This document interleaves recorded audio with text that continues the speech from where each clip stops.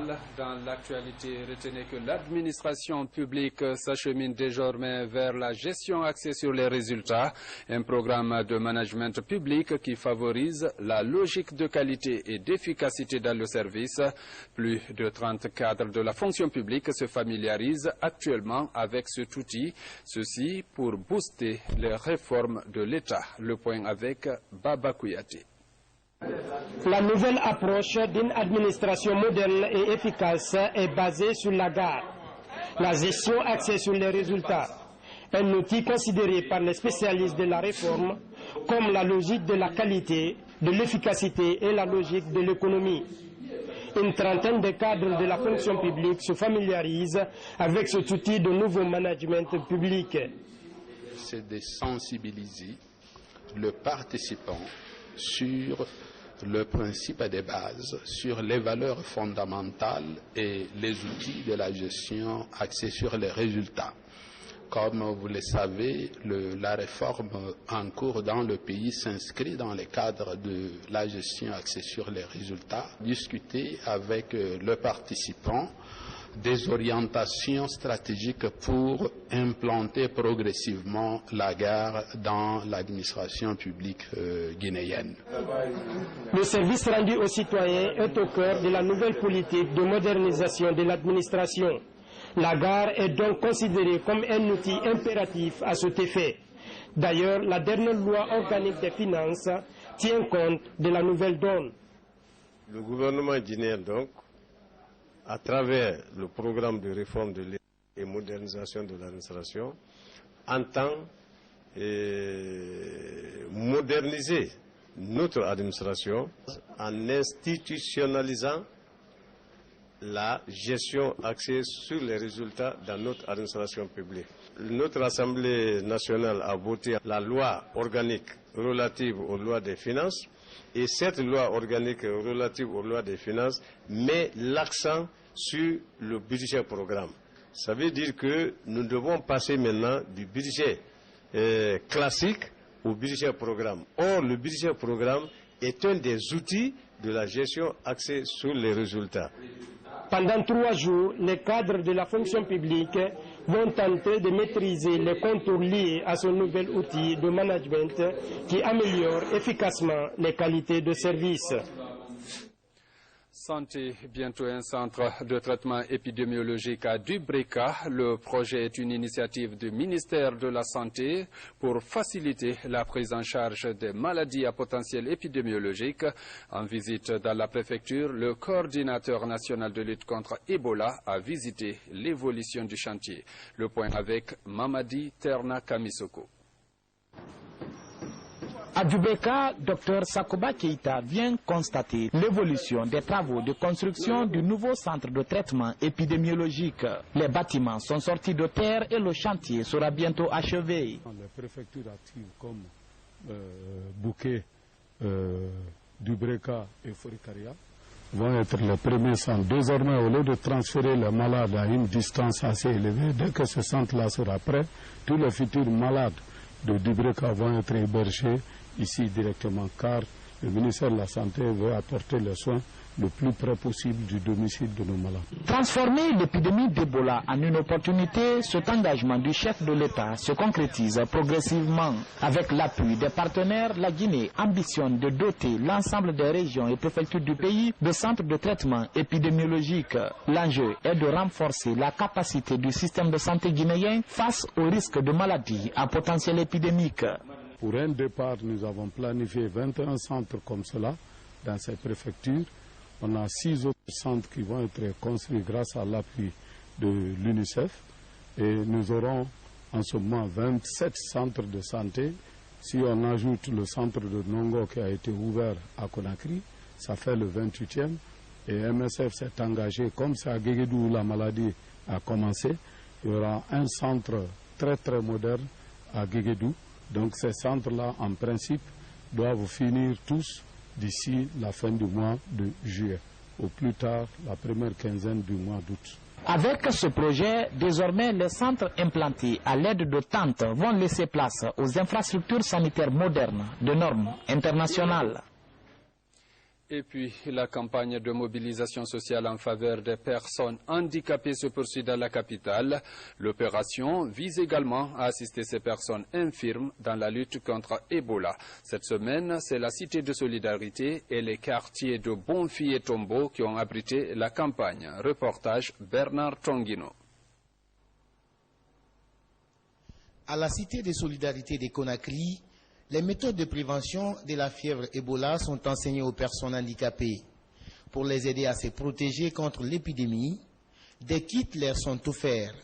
L'initiative est du ROPACID, réseau guinéen des organisations des personnes handicapées, pour la promotion de la Convention sur les droits des personnes handicapées.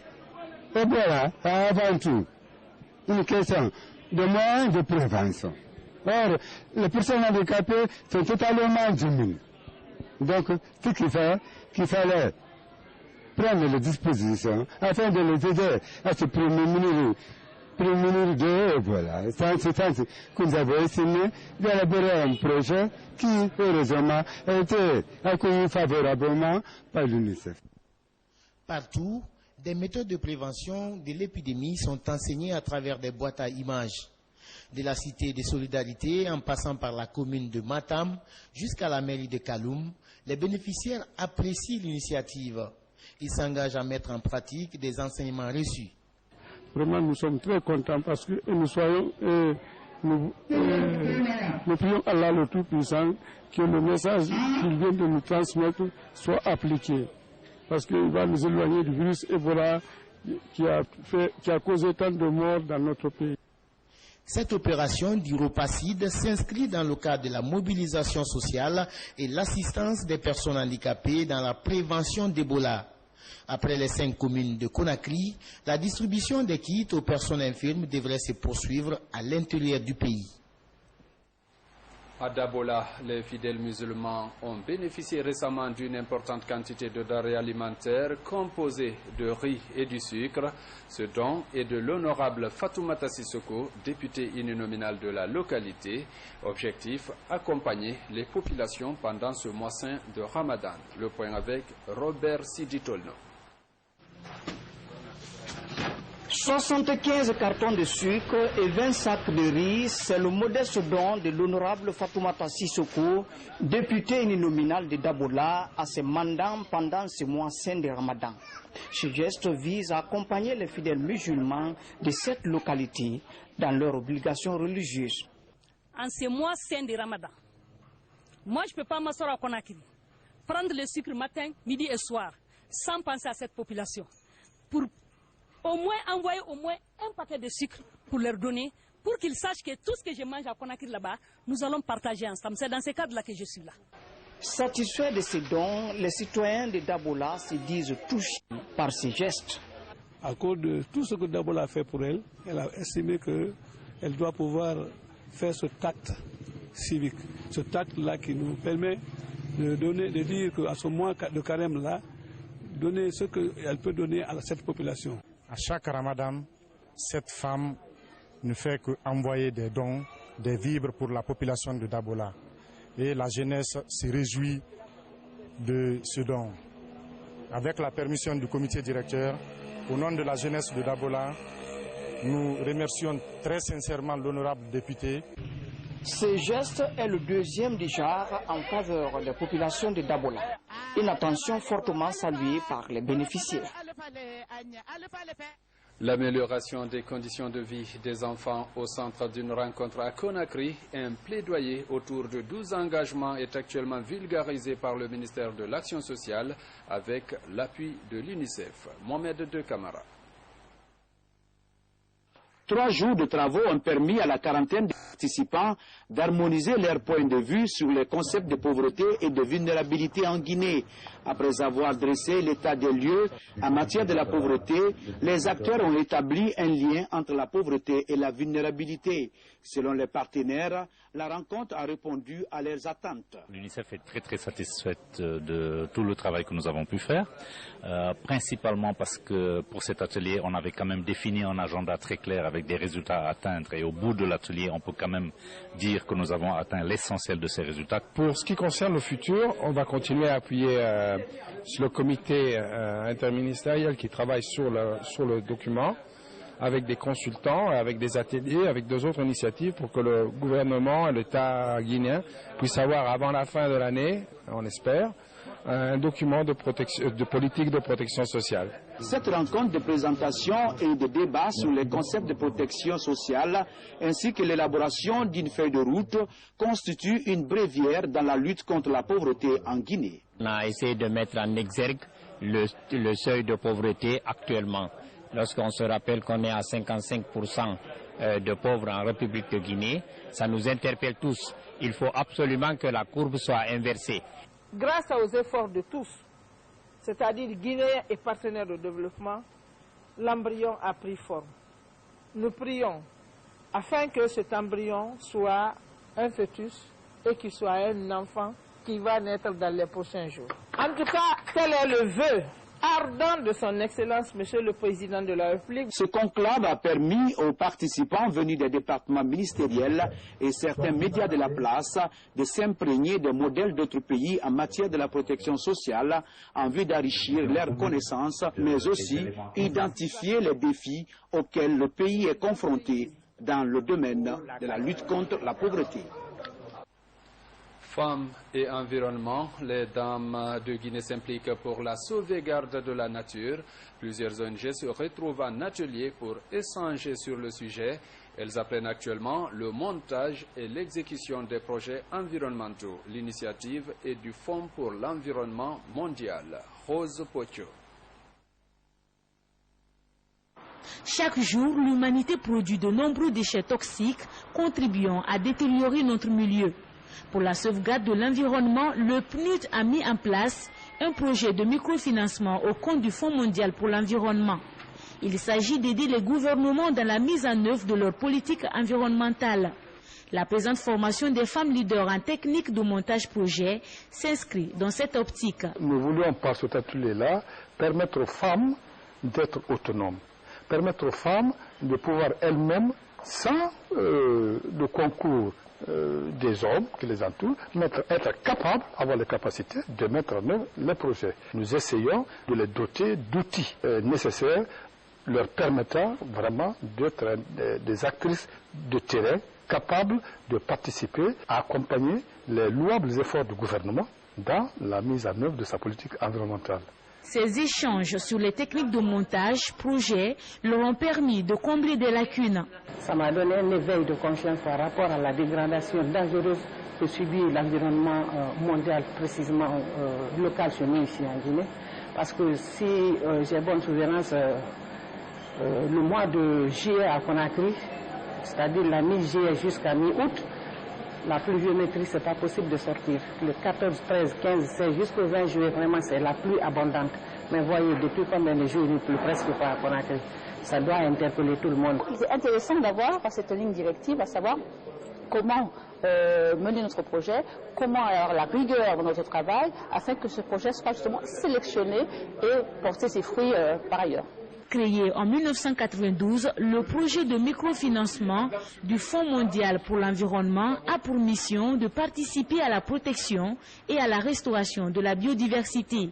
La Guinée n'a adhéré à ce programme qu'en 2009 et déjà elle a réussi à subventionner 89 projets. La fin du Ramadan s'annonce, les fidèles se préparent. À l'occasion, beaucoup de secteurs font actuellement des recettes. Le volume du travail a presque doublé pour certains. C'est le cas des ateliers de couture, très débordés en ce moment. Vous allez le voir, la pression monte parfois entre clients et tailleurs. Reportage Tierno Maro Fouba. Dans son atelier de broderie, dans la haute banlieue de Conakry, Maître So et son équipe travaillent sans répit depuis 2 semaines. Leur défi, livrer les commandes des clients avant la fête de Ramadan. Le bruit cadencé des machines marque la course engagée contre la montre. Depuis le 15, on a arrêté de prendre la vie. On ne voulait pas, les gens viennent pleurer derrière nous, on n'a pas fait leur travail. C'est pour cela qu'on a arrêté. Il y a beaucoup de gens qui viennent, qui ont envie de prendre, mais je ne peux pas prendre parce que je ne peux pas finir ici la fête. Dans un coin de l'atelier, ces placards sont remplis d'habits de fête en attente d'être cousus. Plusieurs clients sont inquiets. Cependant, contrairement aux années précédentes, la présence de l'électricité est source d'espoir. Le maître couturier se veut rassurant. Je calcule, moi, j'avais plus 3 groupes que je travaillais avant. De temps en temps, tout ça, là, ça peut tomber en panne. Ça va tomber en panne, ça me retarde beaucoup. Mais maintenant, c'est amélioré beaucoup. Beaucoup, hein, avec le courant. On est très satisfait. Depuis 3 ans, cette dame est une fidèle cliente de l'atelier. Elle vient de récupérer ses habits, c'est le soulagement. Il a déjà fini de faire mes habits. Donc à chaque fois je viens ici, donc c'est pas pour la fête, je ne suis pas venue pour la fête. Parce que ça reste 2 jours. Donc je ne peux pas venir, je suis venue juste pour prendre mes habits. Moi c'est la qualité qui compte. Contrairement à Safiatou, plusieurs autres clients devront attendre encore quelques heures. Chez Maître So, le désespoir n'a point sa place. C'est tout pour ce journal. Merci à vous qui nous regardez à Dalaba et partout ailleurs dans le monde. Passez un agréable moment sur la RTG.